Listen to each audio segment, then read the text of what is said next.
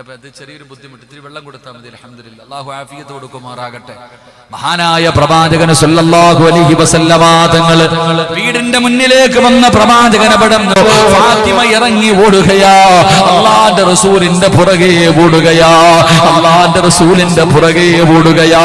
ഫാത്തിമ ബീബി റളിയല്ലാഹു തആല അൻഹ ഓടിച്ചെന്നിട്ട് വാപ്പയുടെ കയ്യിൽ പിടിച്ചിട്ട് ചോദിക്കുന്നു, വാപ്പാ എന്റെ ഉപ്പ എന്നോട് പിണക്കമാണോ? എന്തേ വീടിന്റെ അകത്ത് കേറാത്തത്?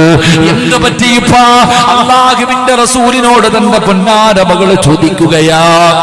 അപ്പയോട് ചോദിക്കുന്നു, എന്തേ വാപ്പാ എന്റെ വീടിന്റെ അകത്ത് കേറാതെ പോകുകയാണോ? എന്നോട് പിണക്കമാണോ? ഞാൻ എന്ത് തെറ്റ് ചെയ്തത് കൊണ്ടാണ്?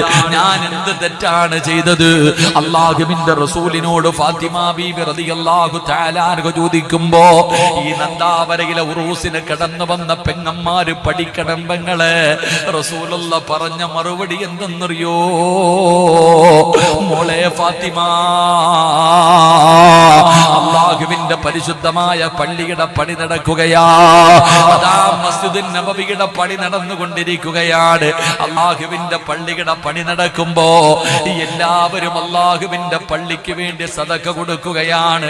ഈ സമയത്ത് എന്റെ പൊന്നുമോളുടെ കയ്യിലൊരു വള കിടക്കുന്നല്ലോ.